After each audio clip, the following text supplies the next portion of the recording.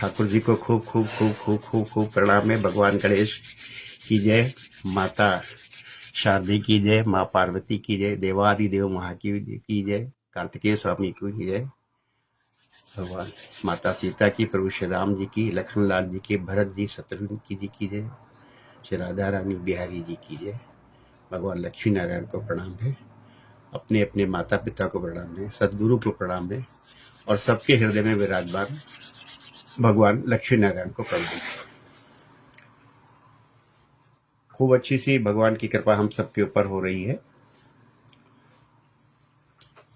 पिछली बार जो राजा चित्रकेतु ने माता पार्वती और शंकर जी में जो आपत्ति की, जो उन्होंने उनको उनमें दोष नजर आया, उस दोष का जो आगे परिणति हुई उस पे काफी हम लोग विस्तार में गए और दोष दोष दृष्टि जो हमारी है ये बड़ी सामान्य सी बात है। हम लोग कई बार सोचते हैं कि ये जो सत्संग में इतनी उच्च आदर्श की बात की जाती है, इसका आज के हमारे जीवन से कितना सरोकार है, इसका हमारे लिए क्या उपयोगिता है। आज जब हम ये सत्संग से बाहर 1 घंटे के बाहर आते हैं तो फिर जितनी जो गतिविधियां हैं, जो रूटीन है, जो दिनचर्या है, जो संसार चल रहा है, तब लगता है कि इस और कभी कभी तो बहुत सभी लोगों को, सदस्यों को, अपने जो लोग जुड़े हैं भागवत जी से, उस समय भी हर समय ये उसकी इसको जोड़ते रहते हैं, को रिलेट करते रहते हैं कि इस सत्संग का हमारे लिए क्या दैनिक जीवन में क्या मतलब है, क्या उपयोगिता है। तो भागवत जी का जो हम लोग कथा सुन रहे हैं, इसमें उच्चतम आदर्श, जो हाईएस्ट स्टैंडर्ड हो सकते हैं, उसके बारे में हम लोग चर्चा करते हैं, लेकिन साथ साथ ये समझने और समझाने का प्रयास भी करते हैं। जो पिछले पिछले सत्संग में, पिछले वार्तालाप में बड़े अच्छे से कोशिश की थी समझने की कि आप जितना भी कर सकते हैं उसका भी अपना महत्व है। कहते हैं जितना गुड़ डालोगे उतना ही मीठा होगा। तो जितना कर सकते हो उतना करो। और जहां तक अगर आप बात करते हो कि आज जो हम सत्संग सुनते हैं, जो इसमें बड़े उच्च स्तर के जो आदर्श की बात आती है, वो हमारे लिए क्या मीनिंग रखता है, क्या मतलब रखता है। आज आप इस चीज को नकार सकते हैं, आपको समझ में नहीं आ सकता है कि सत्संग की उपयोगिता है कि नहीं है, लेकिन आज के इस संसार में ही अगर हम देखें तो डिप्रेशन के सबसे ज्यादा केसेस, अवसाद के सबसे ज्यादा आज के इसी संसार में हो रहे हैं। जिनका कोई सरोकार नहीं है भागवत जी से, ऐसे धर्म ग्रंथों से, जो लोग आज के जीवन को ही सब कुछ मान रहे हैं कि उस भागदौड़ में हमें आगे रहना, साथ में रहना है, उस भागदौड़ में हमें बने रहना है, तो उस भागदौड़ का परिणाम ही है कि आज के संसार में ही सबसे ज्यादा मेंटल केसेस, सबसे ज्यादा डिप्रेशन के केसेस, सबसे ज्यादा अवसाद के केसेस हो रहे हैं। आज ही सबसे ज्यादा ब्रेकअप हो रहे हैं, आज ही आत्महत्याएं हो रही हैं और आज ही नृशंस हत्याएं भी हो रही हैं। तो आप मानो या ना मानो, ये आपकी बिल्कुल स्वेच्छा पे है, स्वीट विल पे है, लेकिन आप जिस जिस जिस भागदौड़ में लगे हुए हैं, जो कुछ प्राप्त करना चाहते हैं, वो प्राप्त करके आप अवसाद की तरफ चले जाते हैं, आप अकेलेपन की तरफ चले जाते हैं, आप ब्रेकअप में चले जाते हैं, आप आत्महत्या में चले जाते हैं, आप हत्या करने के लिए चले जाते हैं। तो वो इसी समाज की देन है। इसलिए हर पल हर घड़ी 1 घंटे निकालना ये आसान काम नहीं है। ईश्वर की कृपा है कि 1 घंटे के लिए हम सब लोग जुड़ जाते हैं, जो लाइव में भी हैं, और बहुत सारे लोग, मतलब ये लाखों और की फिगर का कोई यहाँ पे मतलब नहीं है। कितने लोग भी जो बाद में जितना भी समय देखते होंगे, वीडियो यूट्यूब देखते होंगे, वो बहुत बड़ी, बहुत अच्छी और बड़ी बात है कि अंदर कहीं ना कहीं एक चिंगारी उनके अंदर है। चाहे वो 5 मिनट देखते हैं कि 10 मिनट देखते हैं कि 1 घंटे का सत्संग देखते होंगे, कि 25 लोग देखते हैं कि 50 देखते हैं कि 75 देखते हैं कि 100 देखते हैं, ये सब इररेलीवेंट है। इसका बहुत मतलब नहीं, संख्या का मतलब नहीं, जितने लोग जुड़ते हैं उसका भी अपना अलग महत्व है। क्योंकि इस समाज में ही आज आज आदमी एकाकी हो गया है, आज आदमी अकेला हो गया है। सब कुछ पाने के चक्कर में सब कुछ खोता जा रहा है उसका। तो आप हर समय ये प्रश्न आपके मन में आता है, और आना स्वाभाविक भी है, क्योंकि समय की बड़ी कीमत है। हमारे पास करने के लिए बहुत सारे दूसरे काम भी हैं, लेकिन इसी इसी सत्संग, इसी इसी जिंदगी में जो बहुत से दुष्परिणाम हैं वो भी हमको नजर आ रहे हैं। आज आपको जब समझाया जाता है तो आप के मन में बात बैठती है, नहीं बैठती है, प्रभु जाने, राम जाने। आज हर आदमी, हर घर, जो जो धर्म को या अध्यात्म को नहीं मानते हैं, वो तो भौतिकता की आंधी में भाग ही रहे हैं। अपना कैरियर बनाना है, अपना कैरियर बनाना है, अपना कैरियर बनाना है, बहुत ज़्यादा संपत्तियां जुटाना है, बहुत बड़े मकान बंगले कोठी बना के रखना है, वो तो कर ही रहे। लेकिन जो धर्म की राह पे भी जुड़े हैं, जो तथाकथित किसी किसी पाठ को करते हैं, किसी पूजा करते हैं, किसी किसी नियमित रूप से किसी कोई कथा सुनते हैं, वो हर व्यक्ति कथा अपने घर में सुन रहा है। पड़ोसी हर मोहल्ले में हर व्यक्ति अपने घर में बैठ करके कोई ना कोई चालीसा, कोई ना कोई पाठ, कोई ना कोई कांड पढ़ रहा है। हर भाई अपने घर में पढ़ रहा है, माँ बाप अलग पढ़ रहे हैं, और बेटा अलग पढ़ रहा है। तो जब आपको समझाया जाता है तो आप समझते हो, तो ईश्वर की कृपा है। बताया कि आज आदमी अकेलेपन से सबसे ज्यादा उसको अवसाद हो रहा है, कोई साथ नहीं उसके है। तो जब आपको बोलते हैं कि सत्यनारायण जी की कथा आप इतना महत्वपूर्ण मानते हो, सत्यनारायण जी की कथा के हर अध्याय में कहा गया है, एक एक अध्याय में 2-2, 3-3 बार कहा गया है कि बंधु बांधवों के साथ को बुला करके सत्यनारायण जी की विधिवत पूजा करी। आज बंधु बांधव नहीं रह गए हैं, और हर आदमी अपनी चालीसा पढ़ रहा है, हर आदमी अपना कांड पढ़ रहा है।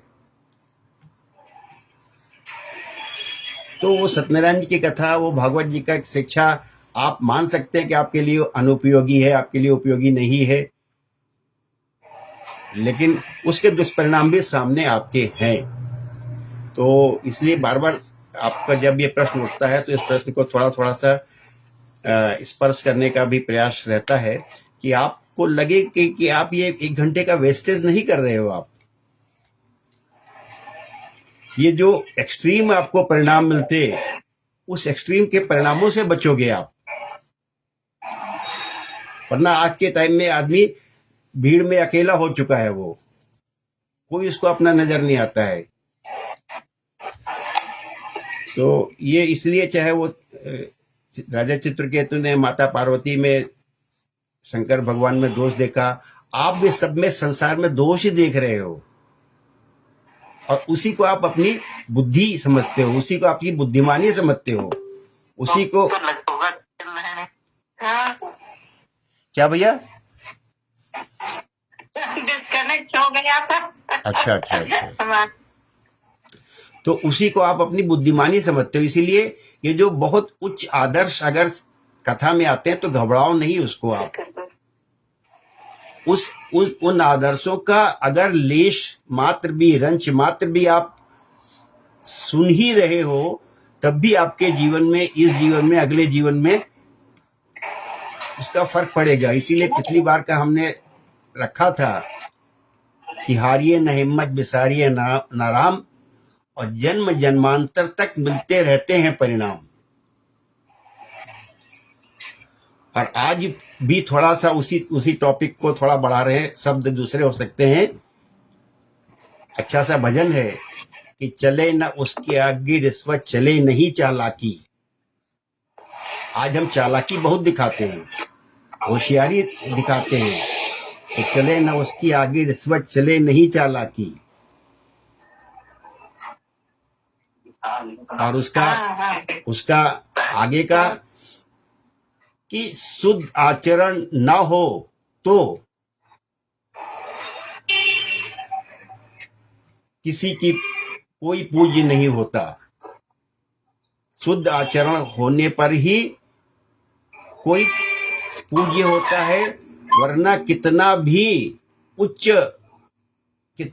उच्च हो, कितना भी शक्तिशाली, कितना सामर्थ्यवान हो, उसकी पूजा नहीं होती है। यहाँ पूजा का मतलब किसी को धूप बत्ती अगरबत्ती दिखाने के नहीं होता है। यहाँ पूजा का मतलब है कि उसके अंदर आपकी श्रद्धा, उसके प्रति आपका समर्पण, उसको अपना आदर्श मानने वाला भाव।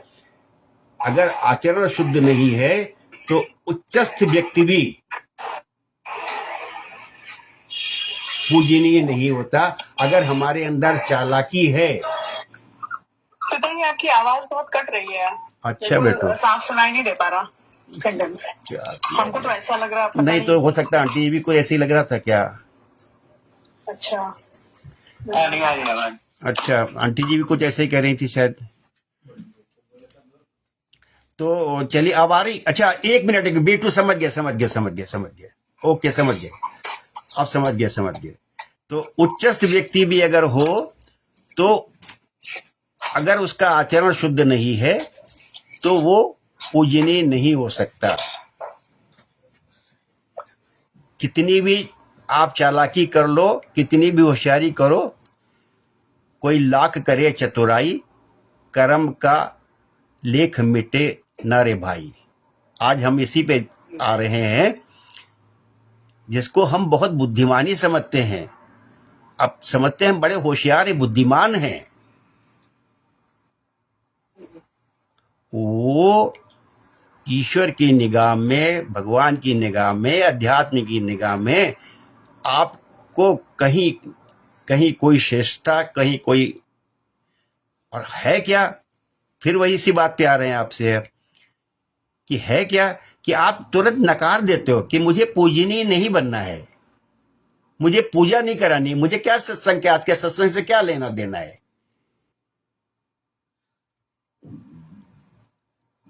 सामने से जिस चीज को आप नकारते हो, अंदर से वही चाहते हो आप। हर व्यक्ति चाहता है कि मेरे घर में सब मेरा कहना माने, मेरे ऑफिस में सब मेरा कहना माने, मेरी राय से सहमत हो, मुझे अच्छा माने, मुझ में अच्छाई देखें। यही पूजा है। आप सोचते हो कि धूप बत्ती अगरबत्ती ला करके माला चढ़ा के आपकी पूजा करेंगे?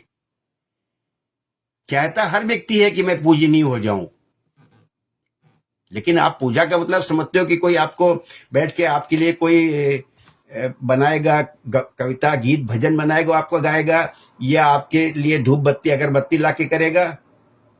पूजनीय हर व्यक्ति चाहता है कि मुझे लोग फॉलो करें, मुझे लोग अच्छा माने, लोगों को मुझ में अच्छा ही नजर आए। तो आज का यही है कि कोई लाख करे चतुराई, कर्म का लेख मिटे रे न भाई। चले न उसके आगे रिश्वत, चले नहीं चालाकी। शुद्ध आचरण ना हो तो कोई पूजनीय नहीं होता। और आज का अध्याय इसी पे है।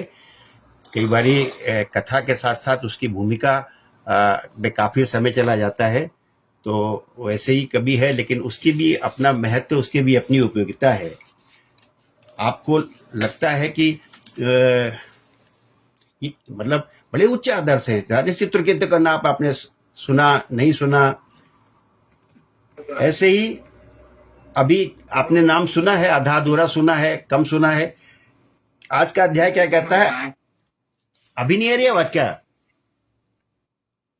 आ रही है आवाज, आ रही। अच्छा, आज का अध्याय क्या है कि अदिति और दिति, अदिति और दिति संतानों की तथा मरुद गणों की उत्पत्ति का वर्णन। तो ये अध्याय कोई पढ़ेगा, हमने भी पढ़ा, आप भी सुनोगे, कई बार लगेगा इस अध्याय में कुछ कुछ है नहीं, कुछ कुछ रोचक है नहीं, बड़ा इस अध्याय को पढ़ने या न पढ़ने का कोई मतलब है नहीं। क्या क्या संतानों का विवरण लिखा हुआ है, क्या क्या कहानी लिखी हुई है, अरे हमें क्या लेना देना उससे।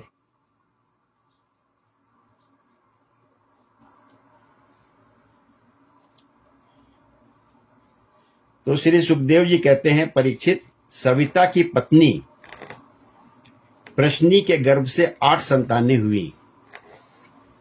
सावित्री, व्याहृति, त्रयी, अग्निहोत्र, पशु, सोम, चातुर्मास्य और पंच महायज्ञ।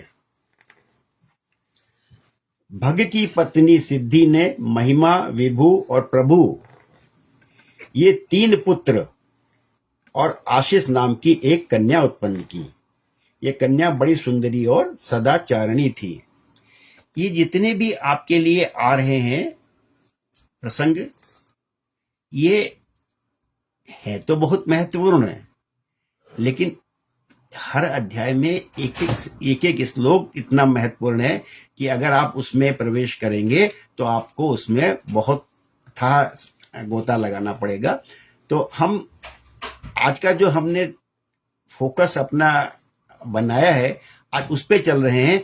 ये जो और वृत्तांत आ रहे हैं, इनको आप सुनते जाइए। अगर कभी इच्छा होगी, कभी भगवान की कृपा होगी, तो हम लोग इसमें भी और गहराई में जा सकते हैं। बट अभी सुनने में आपको थोड़े से ये इररेलीवेंट लग सकते हैं, या अगर सीधे से अगर हम आपकी अगर आपको लगता है तो हम आपकी इस ये सारे थोड़ा सा जो वर्णन आ रहा है उसको भी थोड़ा स्किप करते हैं, सीधे आज के प्रसंग पे आते हैं। तो प्रसंग आज का ये है कि जो कश्यप ऋषि थे, कश्यप ऋषि ने जो दक्ष प्रजापति थे उनकी कन्याएं थी, कई कन्याओं के साथ कश्यप ऋषि ने विवाह किया। अदिति और दिति, ये उनकी 13 पत्नियां थी, या शायद और ज्यादा थी, उनकी पत्नियां थी। दैत्य और देव, देवता और दैत्य, ये एक ही पिता की संतान थी। माता उनकी अलग अलग थी, लेकिन पिता उनके कश्यप ऋषि थे। और संक्षेप में कि भगवान विष्णु ने भी स्वयं पुत्र के रूप में कश्यप ऋषि और माता अदिति के यहाँ अवतार लिया था वामन के रूप में। और इंद्र जो है, भगवान विष्णु के जो वामन अवतार हैं, इस अवतार में इंद्र उनके बड़े भाई थे। तो अभी कथा हम थोड़ा सा स्किप करके आगे आ रहे हैं। तो एक तो अदिति हुई, उनके 12 पुत्र थे, उसमें भगवान विष्णु भी थे और इंद्र भी थे। और जो दिति हुई, उनकी 2 पुत्र हुए, वो दैत्य उसमें हुए, हिरण्याकश्यप और हिरण्याक्ष। तो हिरण्याकश्यप और हिरण्याक्ष का वध किसने किया, ये हम सबको पता है कि भगवान विष्णु ने नरसिंह अवतार लेके किया था। तो वो दिति जो है वो बहुत क्रोधित थी विष्णु भगवान से। हम कथा पे सीधे आ रहे हैं, बीच के प्रसंग इसमें हमने फिलहाल छोड़े हैं। तो दिति बहुत बहुत क्रोधित थी कि भगवान विष्णु से, तो इसलिए जो है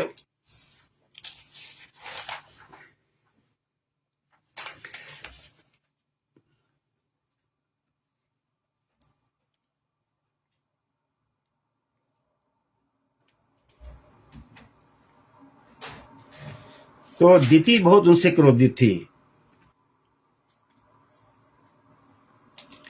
तो सुखदेव जी कहने लगे, परीक्षित, भगवान विष्णु ने इंद्र का पक्ष लेकर दिति के दोनों पुत्र हिरण्याकश्यपु और हिरण्याक्ष को मार डाला, ये हम लोगों को पता है।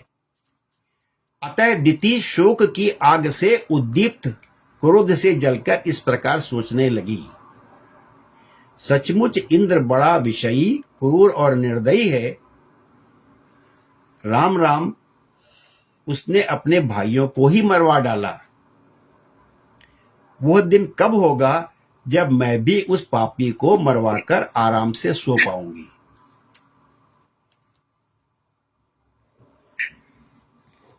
तो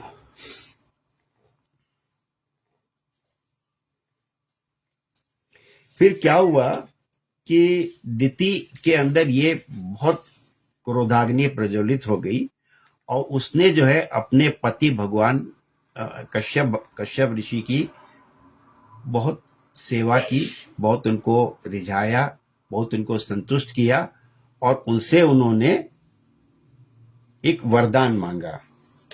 ठीक है, कि कश्यप जी महाराज बड़े विद्वान और विचारवान होने पर भी चतुर दिति की सेवा से मोहित हो गए और उन्होंने विवश होकर ये स्वीकार कर लिया कि मैं तुम्हारी इच्छा पूर्ण करूंगा।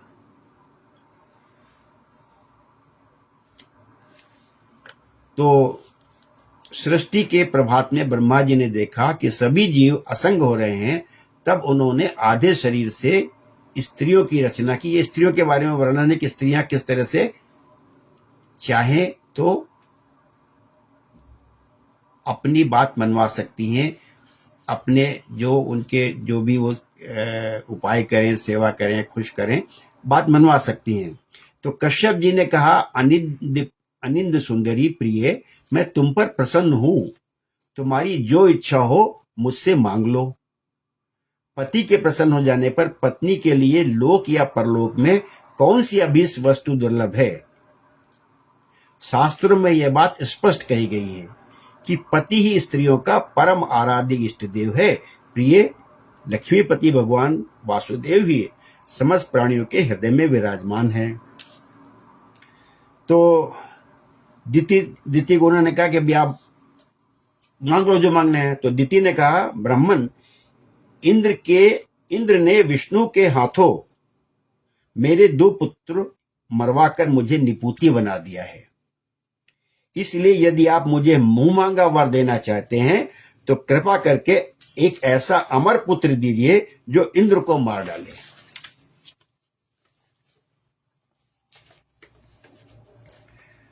तो दिति ने अपने पति कश्यप भगवान को इस तरह से पहले सेवा की। सेवा करके कश्यप जी भी विवश हो गए या उनकी सेवा से प्रभावित हो गए, उन्होंने उनको हाँ कह दिया। ठीक है, अब दिति की बात सुनकर कश्यप जी खिन्न होकर पछताने लगे। वे मन ही मन कहने लगे, हाय हाय, आज मेरे जीवन में बहुत बड़े अधर्म का अवसर आ गया। देखो तो सही, अब मैं इंद्रियों के विषयों में सुख मानने लगा हूं। स्त्री रूपणी माया ने मेरे चित्त को अपने वश में कर लिया है। हाय हाय, आज मैं कितनी दीनहीन अवस्था में पड़ा हूं। अब अवश्य अब मुझे नरक में गिरना पड़ेगा। तो ये उनको अब पश्चाताप भी हो रहा है, लेकिन उन्होंने उनको वचन दे दिया उनकी सेवा से संतुष्ट होकर के। तो कश्यप जी ने उनको क्या कहा कि उनको एक व्रत के बारे में परामर्श दिया।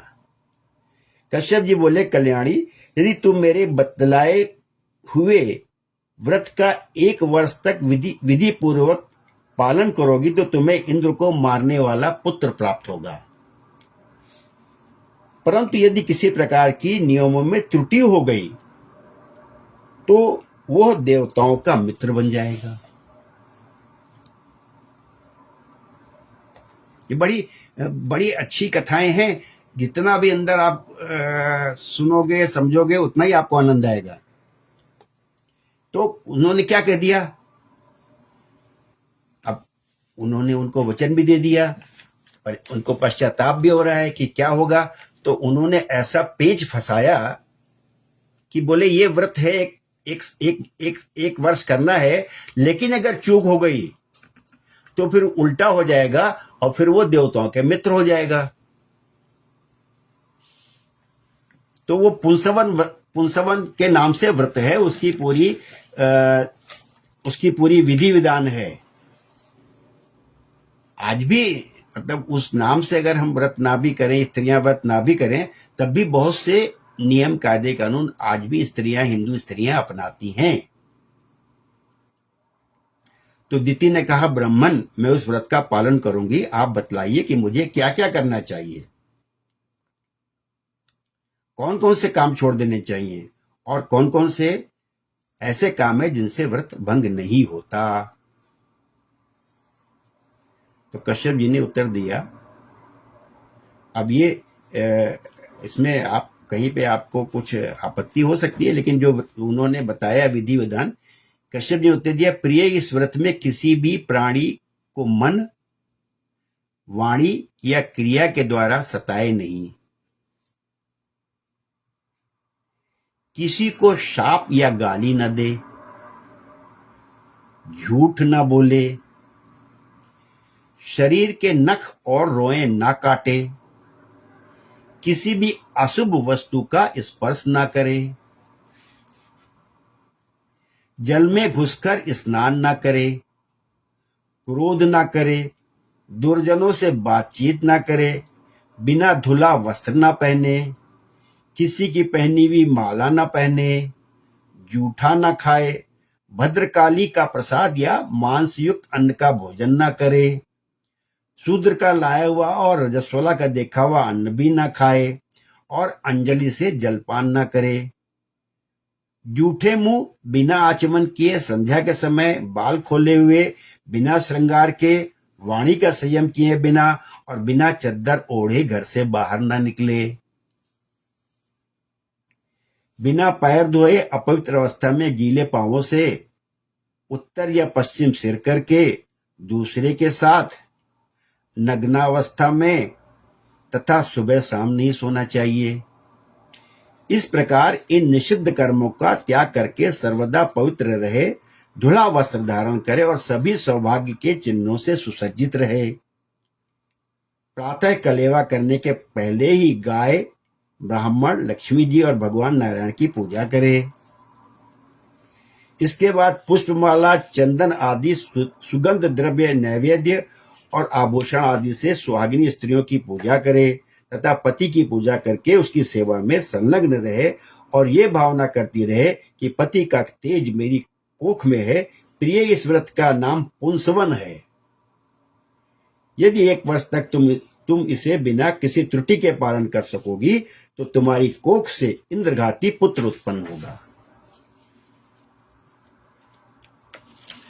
तो अब ये उन्होंने उनको पुंसवन व्रत के बारे में बताया।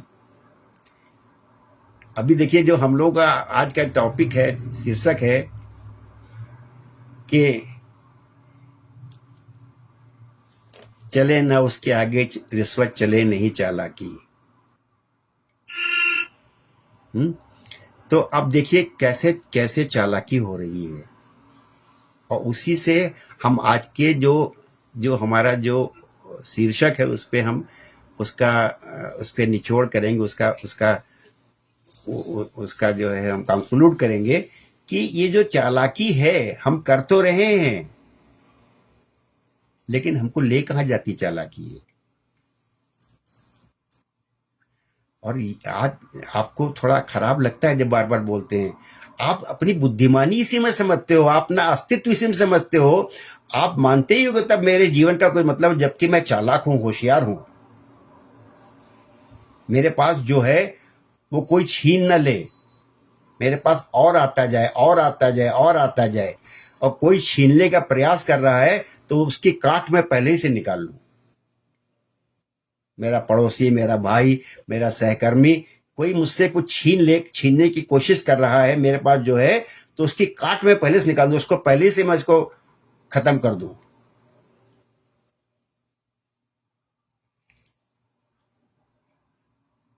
तो ये और इसीलिए कथा आपको कई बार अच्छी भी लगती है, कई बार खराब भी लगती है।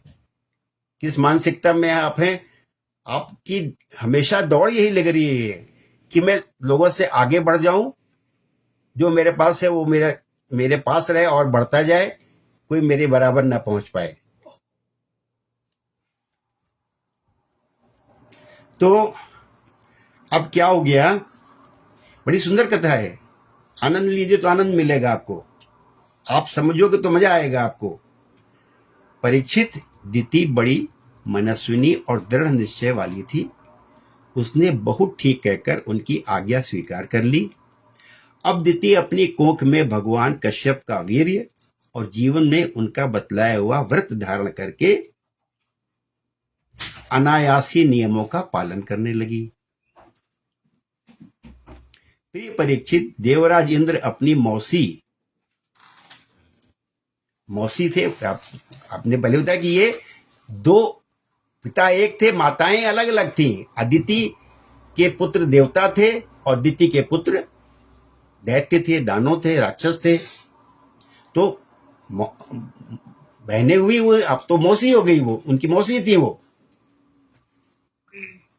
और हम सब जो है ये सारे संबंध एक किनारे छोड़ देते हैं, हमको अपना हित, अपना जो है वही सबसे सर्वोपरि लगता है। हम सब, आपको बुरा लग सकता है, हम सब उसी इंद्र की मानसिकता में रहते हैं। जब अपने स्वार्थ की बात होती है तो क्या भाई अपना सगा भाई, क्या अपनी सगी बहन। तो प्रिय परीक्षित, देवराज इंद्र अपनी मौसी दिति का अभिप्राय जान बड़ी बुद्धिमानी से, अब देखिए शुरू हो रहा खेल, चालाकी, होशियारी है। देवराज इंद्र अपनी मौसी दिति का अभिप्राय जान बड़ी बुद्धिमानी से अपना वेश बदलकर दिति के आश्रम पर आए और उसकी सेवा करने लगे। वेश बदल लिया उन्होंने और दिति जो उनकी मौसी लगती थी उनके यहाँ आए और उनकी सेवा करने लगे। वे दिति के लिए प्रतिदिन समय समय पर वन से फल फूल, कंदमूल, समिधा, कुश, पत्ते, दूब, मिट्टी और जल लाकर उसकी सेवा में समर्पित करते।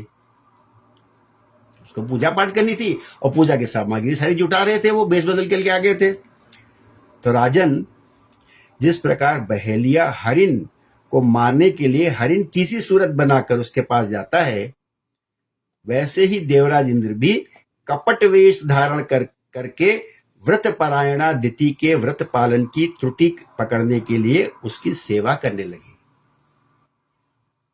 दिति के लिए लक्ष्य था कि उसके व्रत में कोई त्रुटि न होने पाए, और इंद्र का लक्ष्य था कि वो उसकी त्रुटि पकड़ना है उनको। तो दिति के व्रत पालन की त्रुटि पकड़ने के लिए उसकी सेवा करने लगे। सर्वदा पैनी दृष्टि रखने पर भी उन्हें उसके व्रत में किसी प्रकार की त्रुटि न मिली और वे पूर्ववत उसकी सेवा टहल में लगे रहे। अब तो इंद्र को बड़ी चिंता हुई, हमको भी रोज चिंता होती रहती है। वे सोचने लगे, मैं ऐसा कौन सा उपाय करूं जिससे मेरा कल्याण हो। दिति व्रत के नियमों का पालन करते करते बहुत दुर्बल हो गई थी। विधाता ने भी उसे मोह में डाल दिया।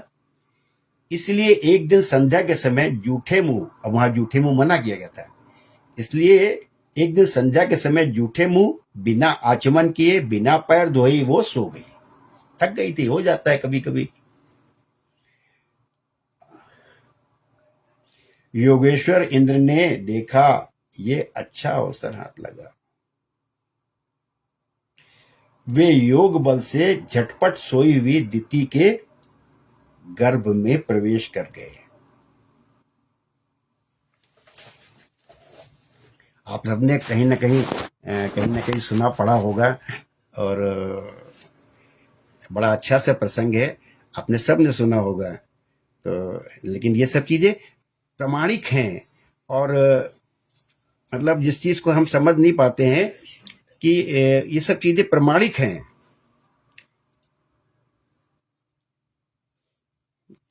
कि कि हरि तुलसीदास जी ने सुंदरकांड में लिखा है कि हरि प्रेरित तई अवसर चले मरुत 49। आज का विज्ञान भी हमको इतनी ज्यादा स्पष्ट रूप से नहीं रोज रोज बता पाता है कि 49 प्रकार की वायु है, 49 प्रकार की।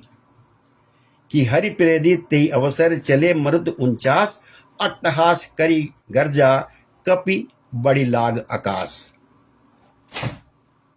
तो ये 49 मरुदगण, 49 वायु कहां से उत्पन्न हुई, ये कथा आ रही है इसमें, ये कथा इसमें आ रही है। तो वो चीज, वही चीज थोड़ा आपको बताया कि हमारा जो अध्यात्म है, हमारा जो धर्म ग्रंथ है, उसकी ऊंचाई आज भी समझ पाना, पकड़ पाना बड़ा कठिन काम है। तो योगेश्वर इंद्र ने देखा कि यह अच्छा अवसर है, वे योग बल से झटपट सोई हुई दिति के घर में प्रवेश कर गए। उन्होंने वहां जाकर, अब देखिए क्या क्या हो रहा है, हैं? उन्होंने वहां जाकर सोने के समान चमकते हुए गर्भ के वज्र के द्वारा 7 टुकड़े कर दिए।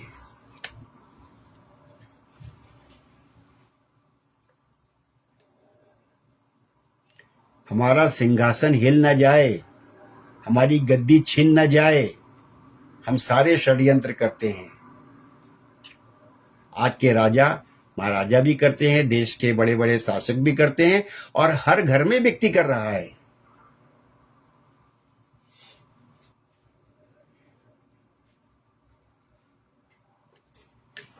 तो उन्होंने वहां जाकर सोने के समान चमकते हुए गर्भ के वज्र के द्वारा 7 टुकड़े कर दिए। जब वो गर्भ रोने लगा तब उन्होंने मत रो ये कहकर 7 टुकड़ों में से एक एक के और भी 7 टुकड़े कर दिए। तो 7 सता 49, 7 सते 49। राजन, जब इंद्र उनके टुकड़े करने लगे तब उन सबों ने हाथ जोड़कर इंद्र से कहा, देवराज, तुम हमें क्यों मार रहे हो? हम तो तुम्हारे भाई मरुदगण हैं।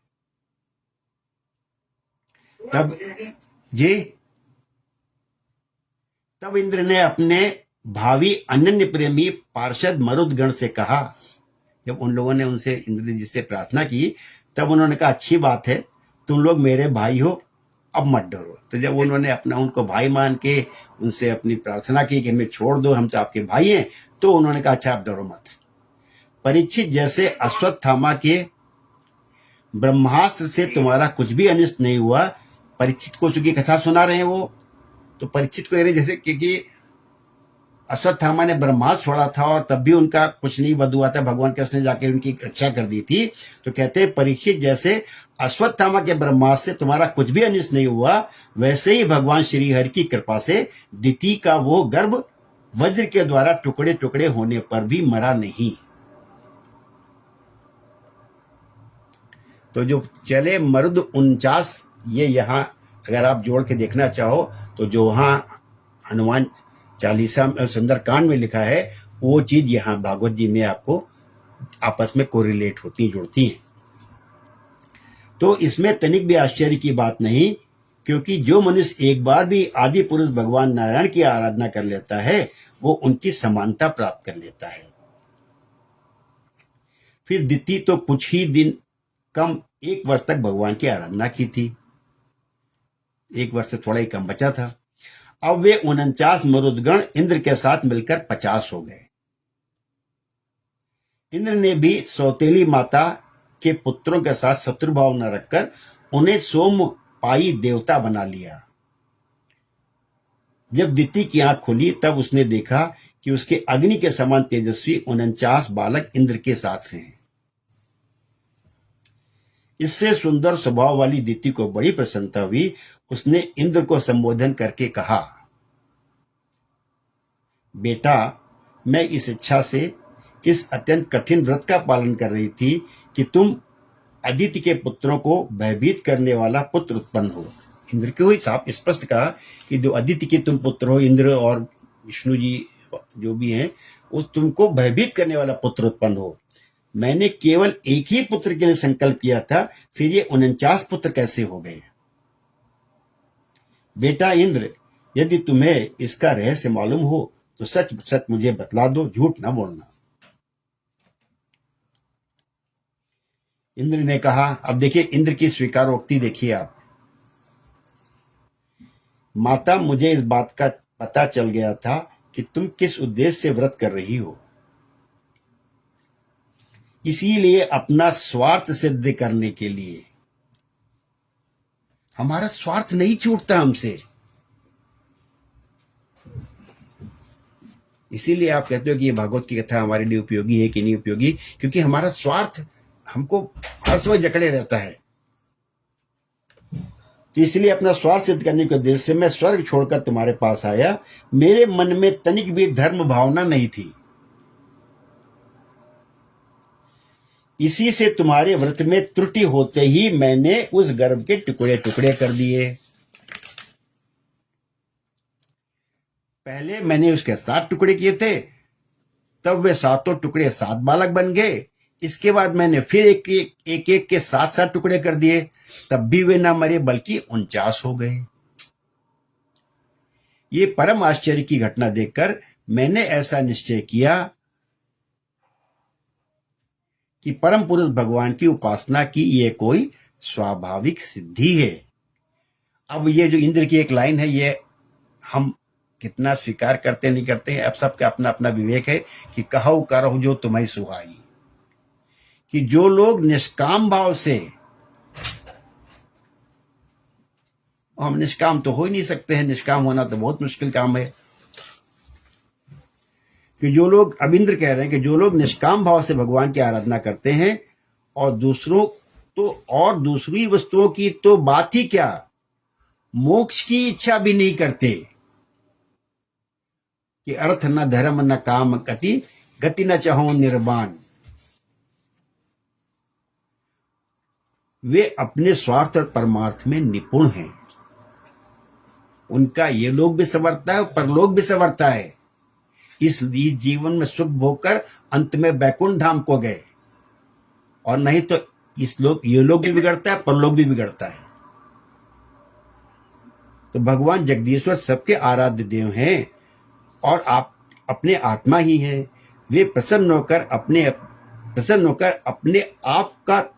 अपने आप तक का दान कर देते हैं। भला ऐसा कौन बुद्धिमान है जो उनकी आराधना करके विषय भोगों का वरदान मांगे। माता जी, ये विषय भोग तो नरक में भी मिल सकते हैं। अब वो इंद्र कहते हैं, मेरी स्नेहमय जननी, तुम सब प्रकार मेरी पूज्या हो। मैंने मूर्खतावश बड़ी दुष्टता का काम किया है, तुम मेरे अपराध को क्षमा कर दो। ये बड़े सौभाग्य की बात है कि तुम्हारा गर्भ खंड खंड हो जाने से एक प्रकार मर जाने पर भी फिर से जीवित हो गया। श्री सुखदेव जी कहते हैं, परीक्षित, दिति देवराज इंद्र के शुद्ध भाव से संतुष्ट हो गई। उससे आज्ञा लेकर देवराज इंद्र अपने मरुद गणों के साथ उसे नमस्कार किया और स्वर्ग में चले गए। राजन, ये मरुद गण का जन्म बड़ा ही मंगलमय है। इसके विषय में तुमने मुझसे जो प्रश्न किया था उसका उत्तर समग्र रूप से मैंने तुम्हें दे दिया। अब तुम और क्या सुनना चाहते हो? तो ये कथा जो है, हमने आपसे पहले कहा कि अगर ये कथा केवल अध्याय के रूप में देखो, कुछ चीजें हमने छोड़ भी दी, बहुत सारे जो और जन्म की संतान के पूरा था, मेन टॉपिक पे आए। लेकिन इसको भी अगर आप पढ़ के आगे बढ़ जाओगे तो बढ़ सकते हो, कुछ पकड़ में आएगा नहीं आपकी। लेकिन हमने क्या टॉपिक बनाया था आपसे कि चले न उसकी आगे रिश्वत, चले नहीं चालाकी, शुद्ध आचरण ना हो तो कोई पूजनीय नहीं होता। आपको पहले बता चुके हैं। आज इसी प्रसंग में आया है कि इंद्र की पूजा को जो लोग करते हैं उसको कमतर माना गया है, उसको कम अच्छा माना गया है। पहले अध्याय में आ चुका है कि जो नर पशु केवल विषय भोग ही चाहते हैं, वे आपका भजन ना करके, भगवान श्री हरि का, विष्णु जी का भजन ना करके आपके विभूति स्वरूप इंद्र आदि देवताओं की उपासना करते हैं। तो इंद्र आदि देवताओं की उपासना को कम अच्छा माना गया, अच्छा नहीं माना गया है।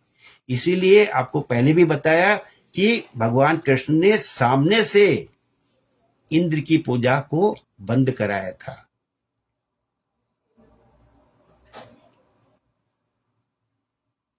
इंद्र की पूजा को, इसलिए इंद्र आदि लिखा है इसमें, इंद्र आदि। पिछले सप्ताह इसीलिए हमने आपको इस पर चर्चा की थी अच्छे से कि, और आज का जो कथानक है, आज की जो बातचीत है, हम आपको इसीलिए उस पर ला रहे हैं कि अगर आचरण शुद्ध ना हो, अगर आचरण शुद्ध ना हो तो उच्चस्थ व्यक्ति भी पूजनीय नहीं होता। आपको पता है, हम सबको पता है, ये केवल हम आप स्पष्टता के लिए कर रहे हैं, किसी की निंदा नहीं है, कहीं पे ये प्रसंग नहीं है। लेकिन त्रिदेव माने गए हैं। क्यों त्रिदेव होते हैं? ब्रह्मा विष्णु महेश। लेकिन ब्रह्मा जी की पूजा लगभग नहीं होती है। एक ही जो बहुत बड़ा प्रसिद्ध मंदिर है वो पुष्कर में है। उसके अलावा ब्रह्मा जी के मंदिर लगभग नहीं है, ब्रह्मा जी की पूजा नहीं होती है। इंद्र आदि देवताओं की पूजा को भी कमतर माना गया है। क्यों? क्योंकि इंद्र में चालाकी थी, इंद्र में अहंकार था, इंद्र में ईर्ष्या थी। इंद्र हर समय भयभीत रहते थे कि कहीं मेरा सिंहासन छिन ना जाए, कहीं मेरा सिंहासन छिन ना जाए।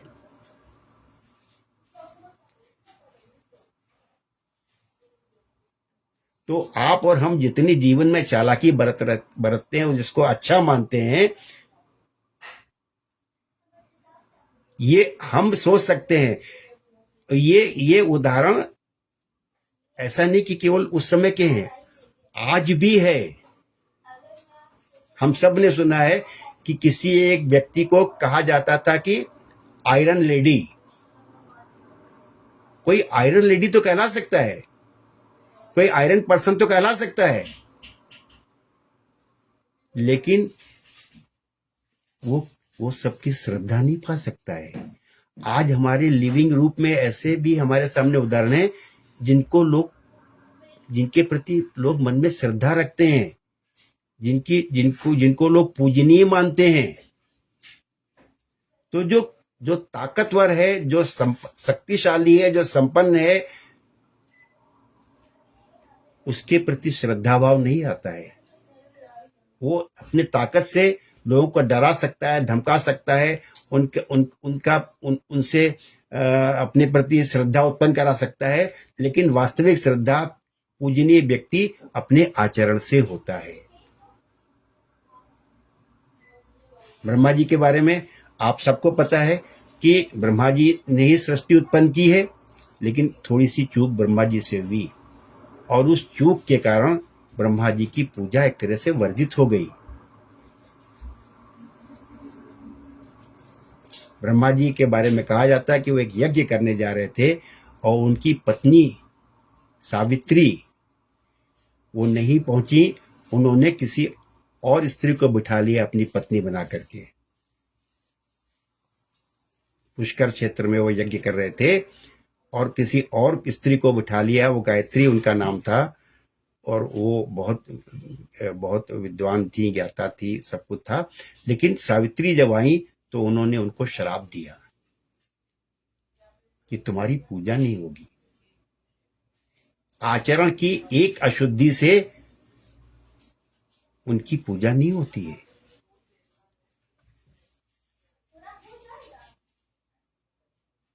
और भी उनके बारे में कई इस तरह की बातें हैं कि कभी शिव जी और ब्रह्मा जी के बीच में कोई हुआ और ब्रह्मा जी ने थोड़ा असत्य भाषण कर दिया, पृथ्वी की परिक्रमा करना था।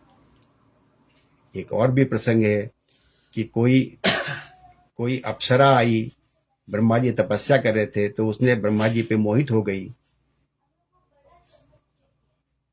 ब्रह्मा जी ने उसको कहा कि नहीं हम तपस्या कर रहे हैं, वो लेकिन वो अप्सरा उन पे मोहित थी। इस बीच में कुछ ऋषि आ गए, सप्त ऋषि आ गए।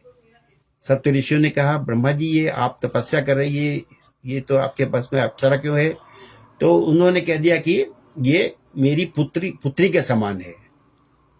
तो उस अप्सरा को क्रोध हो गया कि ब्रह्मा को अपने ऊपर बहुत अहंकार है, बहुत घमंड है, और उसने मेरी प्रेम भाव, ब्रह्मा जी ने मेरे प्रेम भाव को स्वीकार नहीं किया, तो उन्होंने श्राप दे दिया। ऐसी कई बातें प्रचलित हैं, बट कुल मिलाकर के निचोड़ ये है कि ये आचरण में थोड़ी सी अशुद्धि के कारण उनकी पूजा केवल एकादश स्थानों पे ही होती है। इंद्र की पूजा का भगवान कृष्ण ने द्वापर में निषेध किया।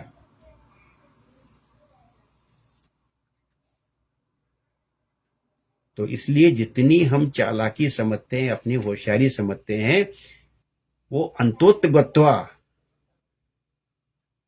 हमारा कोई भला नहीं करती है, हमारा कोई हित नहीं करती है।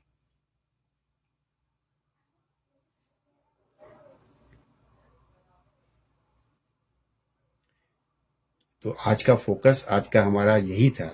ये जो 7 मरुदगण, ये जो 49 मरुदगण हैं, इसके बारे में बताया आपको कि सुंदरकांड में भी है, भागवत जी में आया है। और ये 7 प्रकार की वायु कौन है? प्रवह, आवह, उद्वह, संवह, विवह, परिवह और परावह, ये 7 वायु हैं और 7 लोक हैं। तो वो 7 लोकों में फिर 7 सत्य 49 हो जाती है। 7 लोक कौन है? ब्रह्मलोक, इंद्रलोक, अंतरिक्ष, और भूलोक में 4 दिशाएं हैं। भूलोक की पूर्व दिशा, भूलोक की पश्चिम दिशा, भूलोक की उत्तर दिशा और भूलोक की दक्षिण दिशा। इस तरह से 7 इंटू 7 49 वायु है, जिसको कि सामान्य विज्ञान से हर समय कोई नहीं इसका उल्लेख होता है। तो इतना उच्च स्तर का अपना था। इसलिए आज का शीर्षक यही है, आज की शिक्षा यही है, आज का फोकस यही है कि भाई चले न उसके आगे रिश्वत, चले नहीं चालाकी। एक कहावत हमने सुनी है, कहते हैं क्या कि होशियार कौवा गंदगी पर ही बैठता है।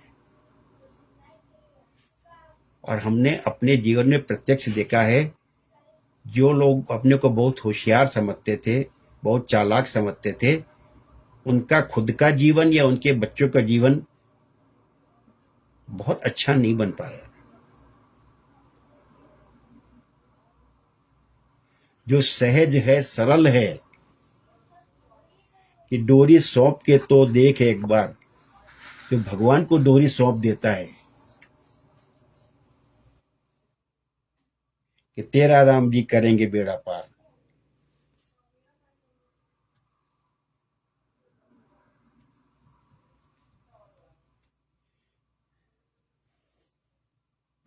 बड़ा दूसरा भी बड़ा अच्छा सा, जिसकी हमने ये लाइनें ली थी कि चले न उसके आगे रिश्वत, चले नहीं चालाकी, उसकी लेन देन की बंदे रीत बड़ी है बाकी। समझदार तो चुप रहता है, मूर्ख स्वर मचाता, मेरे दाता के दरबार में सब दुनिया का खाता। तो सहज सरल बुद्धि से जितना हम कर सके उतना तो उचित है, जरूरी भी है, लेकिन एक सीमा के बाद ये होशियारी और चालाकी अंतोत्गत्वा हमारी गति खराब करती है, अच्छा नहीं करती है। एक सीमा के बाद तो डोरे सौंप के तो देख एक बार, उदासी मन काहे को डरे। और हम उस इंद्र की भांति हैं जो कि किसी भी सीमा तक जाकर के गर्भ में भी प्रवेश करके, आज भी आप सुनते हो कि उनके कितने कितने टुकड़े कर दिए, 50 टुकड़े, 75 टुकड़े, 70 टुकड़े कर दिए। वो गर्भ में पहुंच के उन्होंने 49 टुकड़े कर दिए। तो जो उस समय था वही आज भी है। आज भी आप कितने टुकड़े करते हो अपने अपने स्वार्थ के लिए, कितनों का दिल तोड़ते हो अपने स्वार्थ के लिए, ये आपको पता है। कितने भाई बंधु पड़ोसियों का, कितने कितने व्यक्तियों का दिल तोड़ते हो आप, कितने टुकड़े करते हो आप। तो जय श्री कृष्ण, जय श्री कृष्ण, जय श्री कृष्ण, जय श्री राम, जय श्री राम। चलिए, आज खंडेलवाल साहब तो थोड़ा सा उनका थी, अस्वस्थता थी, तो वो थोड़ा हट भी गए। बट चलिए, आप लोग अपनी बात थोड़ी रखेंगे तो अच्छा लगेगा, क्योंकि सत्संग जो है बनता ही तभी सार्थक है जबकि आप सब लोग जो है उसमें कुछ अपनी बात रखते हैं। जय श्री कृष्ण।